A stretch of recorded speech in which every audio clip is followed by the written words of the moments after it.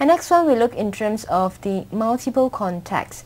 Hereby, multiple contacts means that you have to ensure that two of them, they are always in contact with one another, meaning that they have to meet each other every day, and then you would need them to engage every time, have their own conversation, have them to drink a cup of tea, okay? And also the last one is the social norms of reciprocity. It means that when they have achieved, let's say since you have put two of them together, you have a group of people there. They would have their own norms of things. Try not to touch on the sensitive issues that that might just put them into extreme side or hate them, hate each other more. Just try to put them into things that look at the good side of the things or look at the neutral side of the things. Okay, this we call the social norms of reciprocity. Okay, to get back to that, now the practical use of it, the first one, it has to be mutual interdependence. They have to be dependent on other people. Yeah.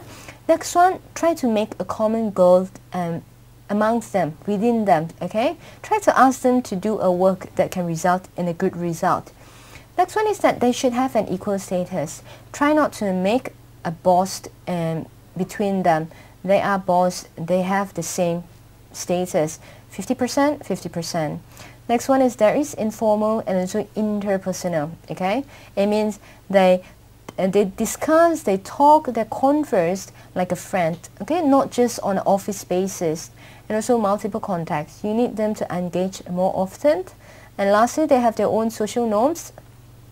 And I'm sure at the end of the day, you would see that they would have a better evaluation on, let's say, the other race or the other party.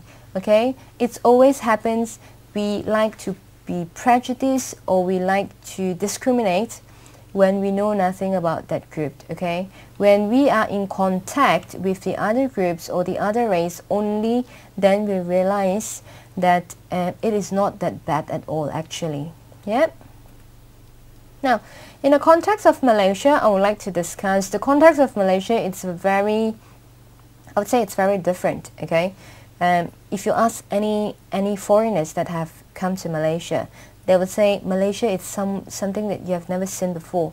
Okay, the people, the races, the people, the different groups of people, they have never seen how we can live so harmonious among each other. I mean, if they exist in that case, people say riots will happen, killings will happen, but how we can achieve that in Malaysia?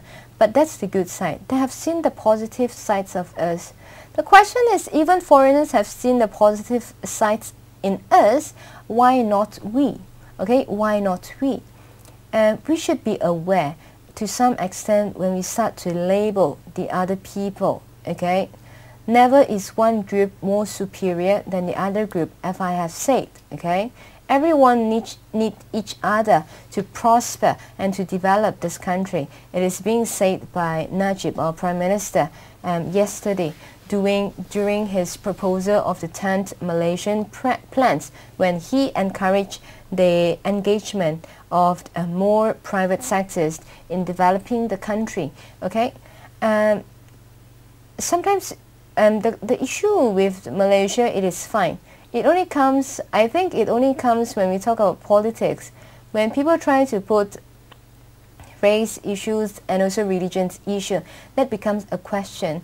Normally everyone lives happily. Okay, I have friends, I have different kind of friends, okay, and if you want to just to reduce your level of discriminating, try to involve more with them. Okay, we might not like people who comes from Africa, but try to make friends with them. Okay, I have friends that come from there. They are not the same kind that we think of. Okay, Chinese, they are not necessarily gamblers. They are not necessarily drinkers. Okay, or womanizers. Okay,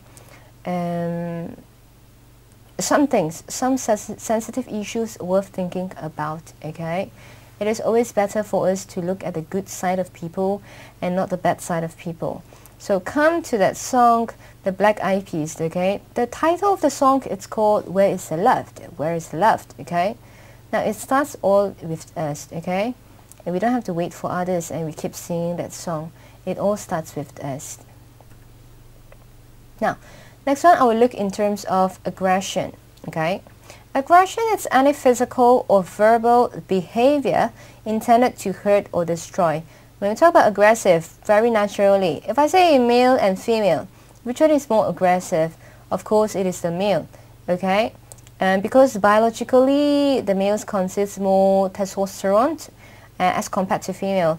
Female has testosterone as well, but just the level is very, very little.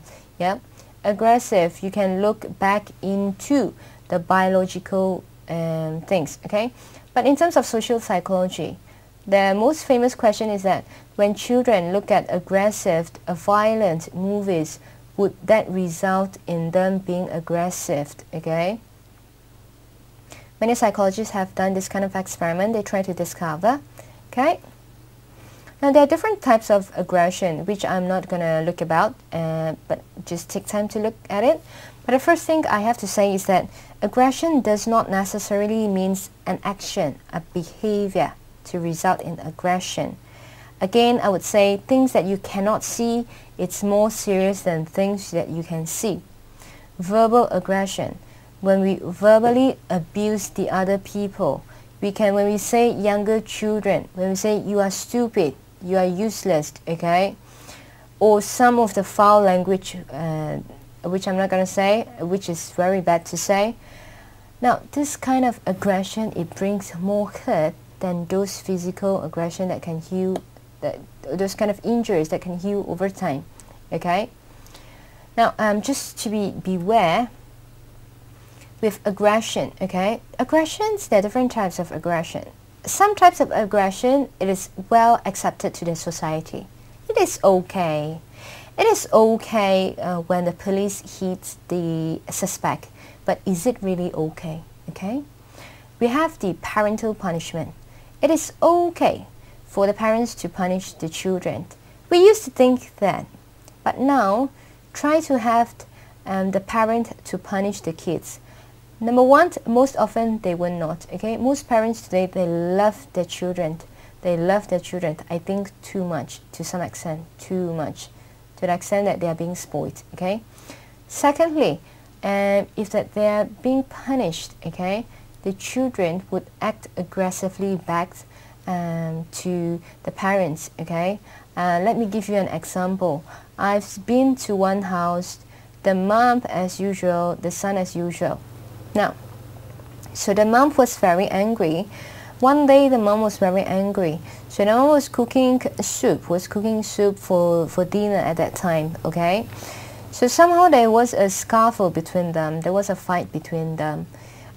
What happened is that the boy, at the age of 17, he was 17 at that time, he took a bowl of soup that was just cooked by the mom, okay? Out of anger, he took that bowl of soup and he threw it back to the mom, okay? He threw it back to the mom. I can't imagine myself doing that to my mom, okay? I'm not sure if you can do that, but obviously people have done that. I've seen that. It is scary, okay? But when you look back, the reaction of the mom, they will keep fighting. But would the mom take up the role of a parent and punish the son? Come back to it, no.